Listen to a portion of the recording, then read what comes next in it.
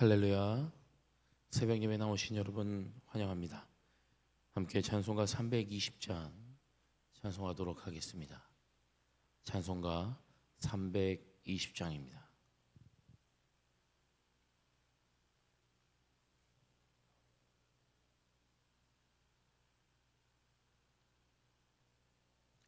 찬송가 320장 나의 죄를 정케하사.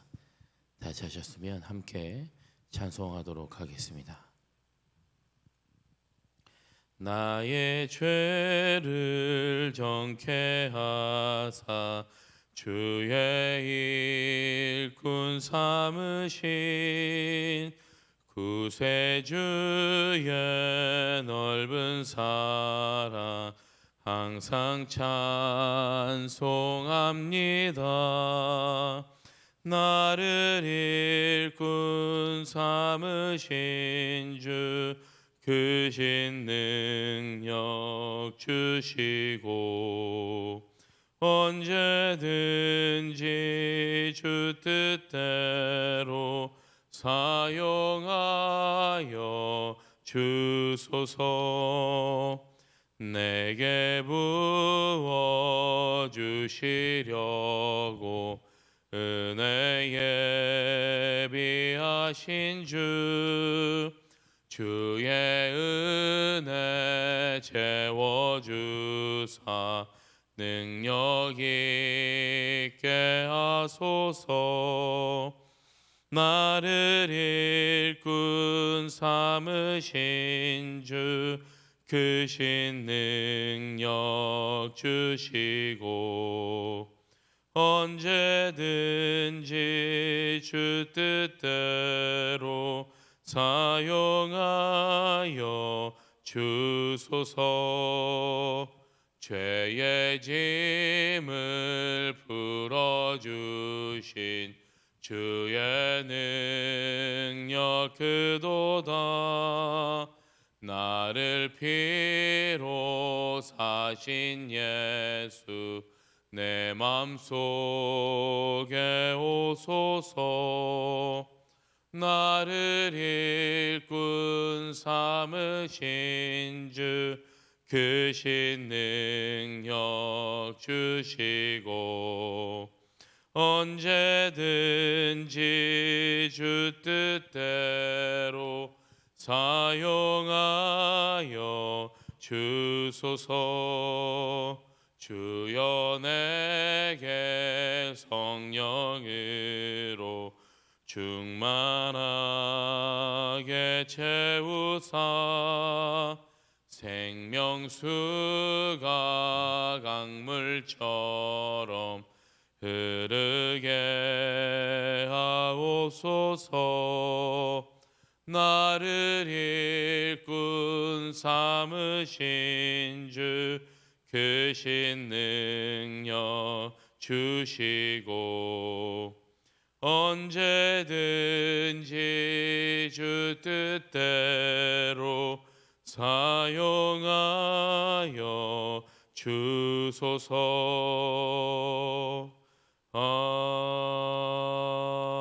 아멘. 기도드리겠습니다. 사랑의 주님 감사합니다. 오늘도 이 아침 우리를 불러주셔서 주님의 부르심 앞에 나와 예배할 수 있도록 인도하여 주시니 주님 감사합니다. 주님, 오늘은 7월의 첫 번째 날입니다. 벌써 2023년도 절반이나 지나갔는데 우리는 과연 어떠한 모습으로 주님 앞에 어떠한 백성으로 어떠한 하나님의 제자로 그렇게 살아왔는지를 이 절반의 시간을 돌아보며 오늘 시간 우리가 함께 다시 주님의 말씀대로 살아가겠노라고 순종하며 살겠노라고 다짐할 수 있는 시간이 될 수 있도록 주님 함께하여 주시옵소서. 오늘부터 또 다른 새로운 말씀으로 디도서의 말씀으로 주님 우리에게 귀한 말씀 주실 때에 하나님께서 주시는 말씀으로 우리가 다시금 새롭게 무장하고 새롭게 변화되어 온전한 하나님의 백성으로 살아갈 수 있도록 주님 우리 가운데 말씀으로 덧입혀 주시옵소서. 지금 시간 우리에게 은혜 주실 주님을 간절히 기대하며 이 모든 말씀 우리 주 예수 그리스도의 이름으로 간절히 기도드립니다. 아멘. 지금 시간 우리에게 주시는 하나님 말씀은 디도서 1장 1절에서 9절까지 말씀입니다.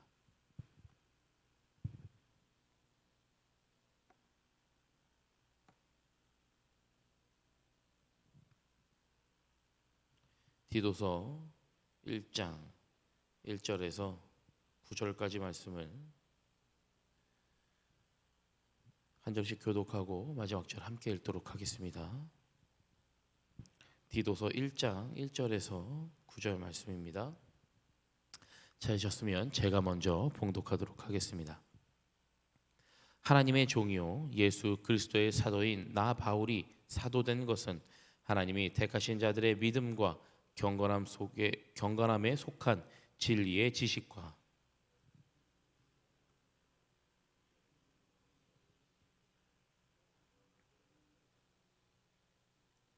자기 때에 자기의 말씀을 전도로 나타내셨으니 이 전도는 우리 구주 하나님이 명하신 대로 내게 맡기신 것이라.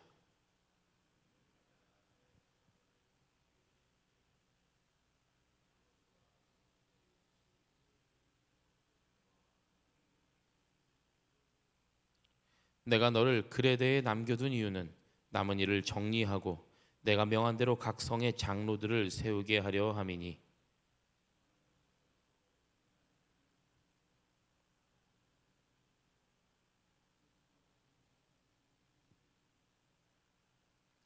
감독은 하나님의 청지기로서 책망할 것이 없고 제 고집대로 하지 아니하며 급히 분내지 아니하며 술을 즐기지 아니하며 구타하지 아니하며 더러운 이득을 탐하지 아니하며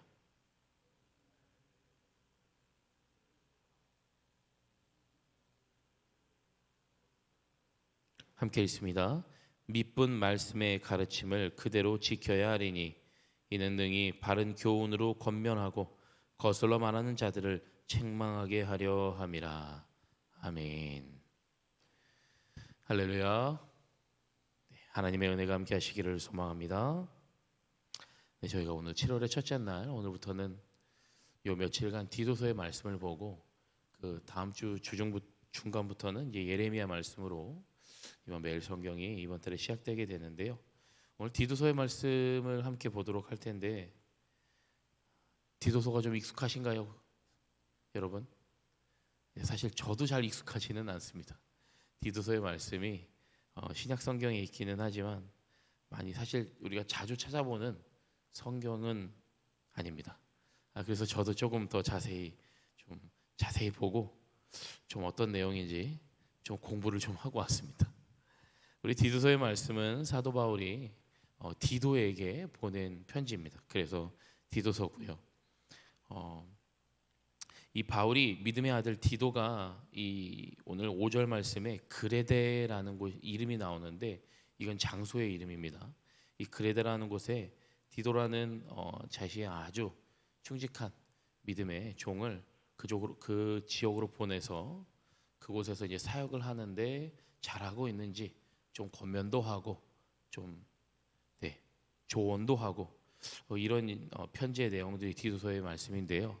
그레데라는 곳은 지중해의 네 번째로 아주 큰 섬으로서 소아시아와 유럽을 연결짓는 아주 요충지에 위치해 있었습니다. 그런데 이곳이 어떤 일들이 좀 자주 발생하냐 하면 로마의 식민지 아래 있는데도 불구하고 로마에게 대항하여 잦은 반란을 일으켰던 곳이고요. 또한 이 신앙적으로 보면 이 영지주의자들이라고 해서 조금 지금 그냥 좀 우리 현재 말로 좀 쉽게 말하면 이단들이 좀 크게 활동을 하던 그러한 지역이었습니다. 그러니까 정치, 군사, 경제, 문화 어느 것 하나 사실 늘 평화롭지 못한 그러한 지역이라고 할 수 있습니다. 그런데 그러한 곳에 사도 바울이 디도라는 충직한 제자를 보내서 그곳에서 사역을 잘하고 있나 좀 확인도 해보고 격려하기도 하고 가르침을 주려고 오늘 우리가 함께 본 이 디도서의 말씀을 이 편지를 보내게 된 것입니다. 그래서 오늘 말씀으로 좀 돌아가서 보면 이 첫 번째로 1절부터 4절까지는요. 사도 바울이 자신의 이 사도성에 대해서 이야기를 하고 있습니다. 사실 사도 바울이 작성한 여러 개의 서신서들 중에 많은 부분에 있어서 사도 바울이 인사말을 시작하지만 그 인사말 가운데 오늘 이 디도서의 말씀처럼 나는 좀 사도적 권위를 갖고 있는 사람이다라는 이야기를 참 많이 합니다. 우리야 사도 바울이 다메섹 도상에서 예수님을 만났고 그 예수님을 만난 그 은혜로 말미암아 그가 완전히 변화되어서 그 이후로는 예수님의 복음을 전한 너무나도 귀한 산 사람이라는 것을 우리는 잘 알지만 우리야 잘 알죠. 근데 막상 이 당시에 이 사도 바울을 만난 사람들은 어떻겠습니까? 저 사람이 진짜야? 저 사람이 저렇게 변화된 사람 맞아? 라고 하는 의심을 충분히 가질 만한 상황이다라는 것이죠.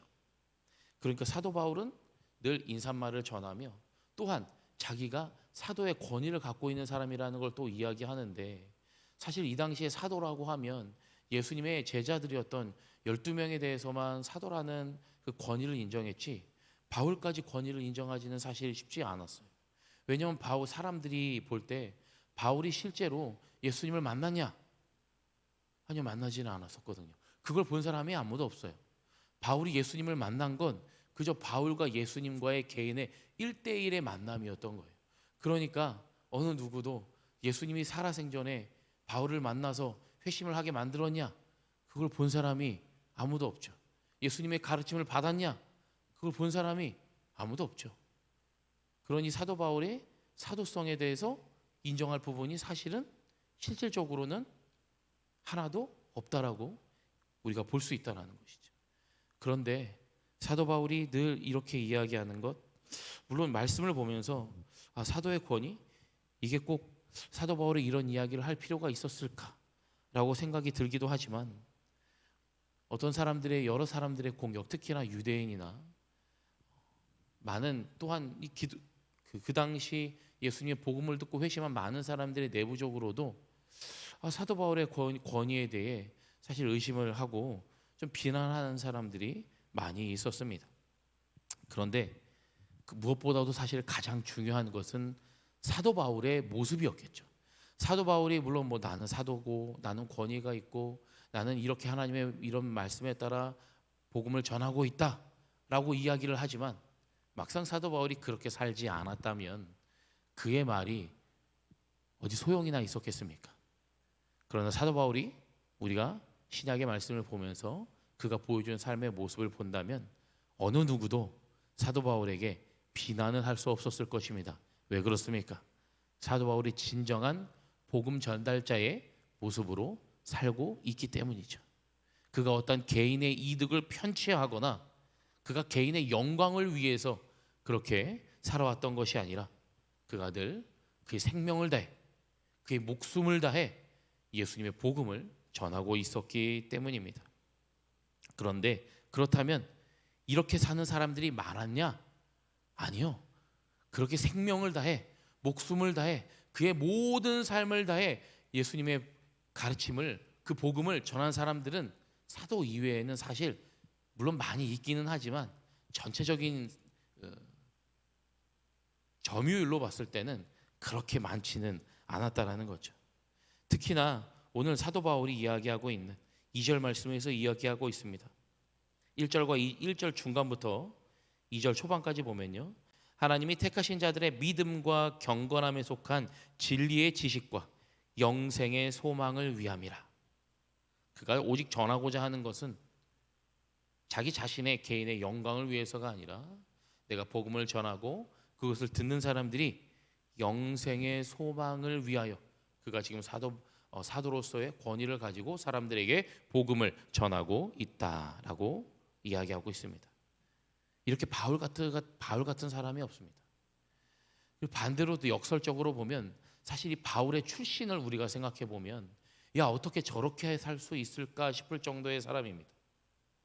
사도 바울은 바리새인으로서 특히나 이 당시 바리새인들 가운데 그 율법을 가르친다고 하는 그 계보가 있습니다. 그 계보 가운데 가장 권위가 있다라고 하는 가말리엘의 제자입니다. 그러니까 쉽게 말하면 가말리엘이라고 하니까 당연히 성경에 나오지 않는 이름인데요. 야, 그 사람이 누구야? 쉽게 말하면 현재 우리나라에서 가장 현존하는 가장 권위 있는 학자 중에 한 사람이다. 뭐 이렇게 생각하시면 편할 것 같습니다. 그 바리새인들 가운데 율법을 가르치는 가장 권위 있는 그 사람의 제자인 거예요. 그러니 사람들이 얼마나 사도 바울 그 사울 그 전에 변화되기 전에 사울을 얼마나 부럽게 여기고 우러러보았겠습니까? 그런데 그러한 사람이 변화되어서 지금 예수님의 복음을 전하고 있다? 야, 이거는 도대체 그 안에서 유대인들 가운데서는 감히 상상조차 할 수 없는 일을 지금 사도 바울이 하고 있는 것이죠. 근데 그 사람이요, 대충 전하는 것도 아니에요. 야, 내가 그 뭐 옛날에는 이렇게 살았어. 옛날에는 내가 그 가말리엘의 제자야. 내가 바리새인 중에 얼마나 대단한 사람이었는데 라고 한 번도 이야기하지 않아요. 그저 그는 이방인의 빛으로, 그는 예수 영생의 소망을 위하여 내게 맡겨진 것. 이 3절 마지막에 보니까요, 하나님이 명하신 대로 내게 맡기신 것이라. 하나님이 명령하시니까, 나에게 맡겨주셨으니까 나는 그저 그 일을 최선을 다할 뿐이다. 내 생명을 다해 그 일을 전할 뿐이다 라고 이야기하고 있습니다. 제가 이렇게 바울의, 물론 저는 알고 있었으니까 바울이 어떤 사람이었는지 여러분도 아시잖아요. 얼마나 예수 믿는 사람들을 잡아가고 죽이고 때리고 얼마나 반대의 길을 살아왔습니까? 근데 그러한 사람이 이렇게 변화되었다. 내게 맡기신 것을 그저 묵묵히 행할 뿐이다 라고 말하는 이 사도 바울의 이야기를 보면서 이런 생각을 하게 됩니다. 우리의 출발점은요, 참 그래서 결국 상관이 없습니다. 현재의 위치도 사실 상관이 없습니다. 그럼 무엇이 중요합니까? 내게 맡기신 것. 하나님이 지금 현재 나에게 맡기신 것이 가장 중요하고요. 그리고 나에게 맡기신 일을 내가 얼마나 잘 감당하고 있느냐, 그것이 지금 현재 우리에게 너무나도 중요하다라는 겁니다. 왜요? 우리가 하나님을 믿는, 예수 그리스도의 복음을 받은, 구원을 받은 백성으로서 살아가고 있기 때문에 예수님이 마지막까지도 우리에게 말씀하신 것처럼 끝까지, 우리 삶의 끝까지 복음을 전해야 되는 우리의 사명이 있기 때문에 현재의 위치나 이전의 위치나 우리 어떤 것도 중요하지 않습니다. 무엇이 중요합니까? 나에게 맡겨진 것이 중요하다라는 겁니다. 그래서 우리의 맡겨진 그 사명을 잘 감당하며 살아가시는 여러분 되시길 주님의 이름으로 간절히 축원합니다. 그리고 5절 이후에 보니까요, 이제 앞에 인사말을 뒤로 하고 5절 시작에 내가 너를 그레데에 남겨둔 이유는 이라고 하면서 디도를 이 그레데에 남겨둔 이유에 대해서 이야기하기 시작합니다.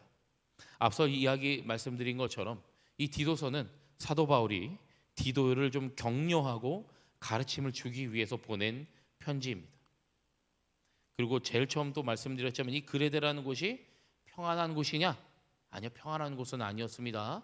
로마를 대항하여 반란도 자주 일어나고 그 이단이 영지주의자들이 계속 공격하고 사람들을 신앙적으로 흔들고 무너뜨리려고 하는 그러한 곳에 현재 디도가 영적 리더로서 많은 사람들을 가르치고 있었습니다. 그런데 아무리 많은 영적인 리더로 세워져 있기는 하지만 아마 디도도 많은 불안함과 걱정 가운데 있었겠죠. 그러한 걱정과 불안 가운데 있는 디도를 격려하고자 사도 바울이 편지를 보냈는데요, 무엇보다도 첫 번째로는 그 그레데라는 곳에 각 성마다 영적인 또 다른 리더들을 세우는 일이 가장 중요했습니다. 오늘 본문 5절부터 9절까지의 말씀에도 보면요, 디도에게 어떤 가르침을 줍니까? 어떤 영적 리더를 세워갑니까? 장로와 감독, 그러니까 영적인 리더들을 또 각 지역들마다 세워야 되는 거예요. 그런데 그런 사람들은 어떤 사람들을 세워야 되냐? 6절부터 보니까요, 첫 번째로 책망할 것이 없고 한 아내의 남편이며 방탕하다는 비난을 받거나 불순종하는 일이 없는 믿는 자녀를 둔 자라야 할지라 라고 6절 말씀에 이야기하고 있습니다. 여러분, 리더를 세우는 일은 너무나도 중요하죠. 이거 제가 뭐 100번 말해야 뭐 하겠습니까? 여러분들이 너무나 다 잘 알고 계시는 내용인데, 우리가 살면서 어떤 한 조직에, 한 가정에, 어떤 직장에, 하물며 한 나라에 한 리더가 어떻게 세워져 있는지 얼마나 리더가 세워지고 그것이 얼마나 중요한지는 우리가 너무나 잘 알고 있죠. 그런데 오늘 이 6절에서 말하고 있는 것, 제가 바라보니까요, 이 말씀을 읽으면 생각해 보니까 한 가정 안에서조차 잘 세워진 리더여야 되겠구나라는 생각이 듭니다. 물론 책망할 것이 없는 건 당연하겠지만 6절 그 이후에 보니까요, 한 아내의 남편이다. 그리고 방탕하다는 비난을 받거나 불순종한 일이 없는 믿는 자녀를 둔 사람이어야 한다라고 하는 것이죠. 한 아내의 남편이고 믿는 자녀를 둔 한 집안의 가장이어야 한다라는 내용입니다. 그러니까 혼자만의 문제가 아니라는 것이죠. 나 혼자 잘해서 되는 게 아니라 그 한 가정 안에서조차라 그 가정에서도 좋은 영적 아비의 모습을 가지고 있어야 된다. 영적 부모의 모습을 가지고 있어야 된다라고 이야기하고 있습니다. 아무래도 이 각 지역의 영적 리더로 세워져야 하기 때문에 그 가정 안에서도 온전한 영적 리더로서 세워져 있어야 많은 사람들의 본을 보일 수 있을 텐데, 이 한 가정 안에서도 영적인 리더로서의 모범을 보이지 못할 뿐만 아니라 영적 리더의 모범을 보이지 못하니까 어떻겠어요? 자녀들이 그 믿음을 따라가지요. 모범을 못 보이니까 모범을 못 보이는 대로 따라가지 않겠습니까? 그러니 이런 불순종한 일이 없는 믿는 자녀를 둔 자라야 한다. 그 믿음의 온전한 믿음을 가지고 있는, 결국 본인 스스로도 영적인 모범을 보일 수 있는 그러한 사람이 그 지역의 영적인 리더자로 세워야 한다라고 사도 바울이 디도에게 첫 번째 이 영적 리더의 덕목에 대해서, 자격에 대해서 이야기하고 있습니다.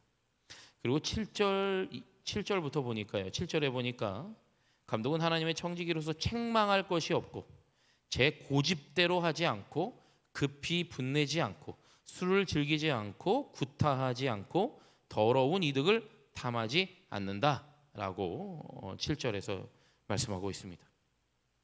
이 7절 말씀을 보면 생각이 되어지는 부분은 어떤 부분이었냐면, 고집을 가지고 있고 분내지 않는다, 구타하지 않는다, 더러운 이득을 탐하지 않는다, 자기 마음대로 살지 않는 사람을 이야기합니다. 분내고 고집스러운 사람들, 자기의 의견을 꺾지 않는 사람들입니다. 영적인 리더라면 모든 이들의 이야기를 듣고 때로는 수용도 해주고 때로는 어떤 부분에서 가르침을 줘야 하는데, 무조건 자기의 고집대로 자기가 화가 난다고 해서 급히 분을 내는 사람, 결코 영적인 리더로서의 자질을 갖고 있다라고 볼 수가 없는 것이죠. 게다가 또 어떤 일도 합니까? 네, 술을 즐긴다는 부분은 뭐 그 당시의 상황이니까 조금 제쳐두고요. 구타하지 않는다, 더러운 이득을 탐하지 않는다. 구타한다라는 것은 결국 자기의 급히 분냄을 통해 다른 사람에게 자신의 이 화의 분풀이의 대상을 찾고 있는 것이죠. 더러운 이득을 탐하지 않는다, 욕심을 부리는 사람을 이야기합니다. 이 말씀을, 이 7절 말씀을 몇 번이고 곱씹어 읽어보니까 자기가 살아가고 싶은 대로 자기 마음대로 살아가는 사람들을 이야기하는 것 같아요. 자기가 하고 싶은 대로 때리고 분노하고 고집을 부리는 사람들, 그러니 자기의 고집대로 자기가 온전히 취하고자 하는 더러운 이득을 탐하는 사람들, 술을 즐겨한다. 물론 이 당시에는 술을 조금 마실 수 있었던 것 같습니다. 그런데 술을 즐겨한다는 말은 자기가 원하고 놀고 싶고 자기 마음대로 하고, 결국 이 인생이 자기의 욕심으로만 가득 찬 사람은요, 어느 조직에서나 리더의 자리에 설 수 없습니다. 교회 안에서도 마찬가지입니다. 영적인 리더로서 타의 모범을 보여야 되는데 고집 부리며 분을 내고 분풀이를 찾아 다른 사람을 구타하고 더러운 이득을 탐하며 자기의 방탕함을 위해 술을 즐기는 이러한 사람들은 결코 영적인 리더로서 세울 수 없다라는 것을 사도 바울 또한 이야기하고 있습니다. 그러면 어떤 사람이 과연 영적인 리더로서 세울 수 있느냐? 8절에 보니까요, 나그네를 대접하며 선행을 좋아하며 신중하며 의로우며 거룩하며 절제하며 믿음 말씀의 가르침을 그대로 지켜야 하리니. 이는 능히 바른 교훈으로 권면하고 거슬러 말하는 자들을 책망하게 하려 함이라 라고 8절과 9절 말씀에서 이야기하고 있습니다. 그러면 영적인 리더는 바로 이러한 사람들을 이야기합니다. 선행을 좋아하고 신중하고 의롭고 거룩하고 절제할 줄 아는 사람, 나그네를 대접할 줄 아는 사람, 하나님의 말씀을 가르침 받은 대로 다른 사람들에게 보여주고 가르쳐 줄 수 있는 사람, 바로 모든 삶의 모습에서 타의 모범을 볼 수 있는 그런 사람이야말로 영적인 리더로서 세워져야 한다라고 사도 바울이 디도에게 가르쳐주고 있습니다. 왜요? 바로 9절 마지막에 이야기하는 것처럼 다른 사람들에게 바른 교훈으로 권면도 할 수 있어야 되고, 때론 잘못된 길을 가고 있는 사람들에게 책망도 할 수 있는 그런 사람이야말로 영적인 리더로 세워져야 됨을 이야기하고 있습니다. 그럼 리더의 자질은 최소한, 이것이야말로 최소한입니다, 여러분. 이거면 다 끝이야? 아니요, 이게 최소한입니다. 최소한 이 정도의 덕목은 갖추고 있어야 영적인 리더로서 세워질 수 있다라는 겁니다. 어느 것 하나 부족하다면 다른 사람들 앞에 서 있을 때 모범을 보일 수 없겠죠. 어느 것 하나 더 빠진다면 리더로서 어떤 모습이 하나 불쑥 튀어나왔을 때 다른 사람들에게 얼마나 많은 실망감과 좌절감을 줄 수 있겠습니까? 그래서 영적인 리더를 세우는 것은 여러분 사실 너무나 어려운 일입니다. 그리고 정말로 신중을 기해야 될 일입니다. 왜냐하면 그 한 사람이 세워짐으로 인해 그 조직이, 그 단체가, 한 교회가 좌지우지 될 수 있기 때문입니다. 그래서 한 교회가 어떠한 장로나 권사나 집사나, 물론 여러분 저희 목사들도 마찬가지입니다. 한 교회 안에 이 영적인 이 리더들이 세워질 때는요, 우리가 충분히 함께 기도하고 함께 권면도 하고 함께 하나님께 더 간절히 부르짖을 때 하나님께서 귀한 하나의 그 리더를 그 교회 안에, 우리의 가정 안에 세워주실 줄로 믿습니다. 우린 그러한 믿음으로 기도하며 하나님께 바라며 또한 이런 자질들을 갖춘 자들을 우리가 주변에 잘 살펴봐야 될 것입니다. 물론 앞으로의 좀 많이 남은 일이긴 하겠지만 우리가 또 얘는 60주년, 50주년을 바라보고 또 우리 안에서도 분명히 많은 리더들이 앞으로도 계속해서 세워질 것입니다. 그 리더들을 세워나갈 때 여러분 그저 내가 친하니까 저 사람 괜찮아 보이니까 이렇게 세워야 될 것이 아니라 정말 이 오늘 사도 바울이 디도에게 리더를 세우는데 이 여러 가지 덕목들을 가르쳐 주었던 것처럼 우리 교회 안에서도 정말 귀한 영적인 리더들이 잘 세워질 수 있도록 우리 스스로도 이런 사람들을 찾아봐야지가 아니라 나 스스로가 먼저 이러한 사람이 되기를, 이런 영적인 리더가 되기를 그렇게 간절히 기도하며 함께 교회를 세워나가는, 여러분들의 가정을 세워나가는 우리 모두가 되기를 주님의 이름으로 간절히 축원합니다. 기도하겠습니다. 사랑의 주님, 오늘 새로 시작하는 이 디도서의 말씀을 통해 우리에게 어떠한 조직 안에 있는 영적인 리더를 세워감에 귀한 이 조언을 해준 이 사도 바울의 가르침처럼, 하나님의 말씀처럼 일단 먼저 우리 스스로 내가 어떤 사람인지를 돌아보고 나는 과연 영적인 리더로서 합당한 사람인가를 우리가 생각하며 기도하고, 우리가 부족한 점이 있다면 때로는 고쳐나가며 오늘 사도 바울이 가르쳐준 대로 나그네를 대접하며 선행을 좋아하고 신중하며 의로우며 거룩하며 절제하며 하나님의 믿음 말씀을 그 가르침 그대로 지켜나갈 수 있는 우리 등마루의 모든 성도님들 될 수 있도록 주여 함께하여 주시옵소서. 예수님의 이름으로 기도드렸습니다. 아멘. 하늘에 계신 우리 아버지여, 이름이 거룩히 여김을 받으시오며 뜻이 하늘에서 이루어진 것 같이 땅에서도 이루어지이다.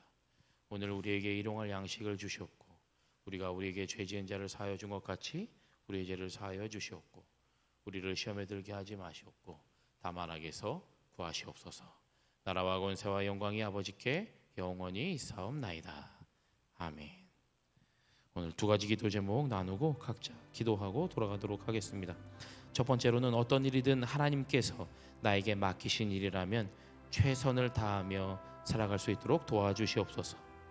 두 번째로는 나는 어떤 사람으로 살았는지 돌아보며 리더가 아니더라도 무엇보다 하나님 보시기에 합당한 믿음의 삶을 살 수 있도록 주님 도와주시옵소서. 이 두 가지 기도 제목 놓고 기도하고 각자 기도하다 돌아가도록 하겠습니다. 기도합니다.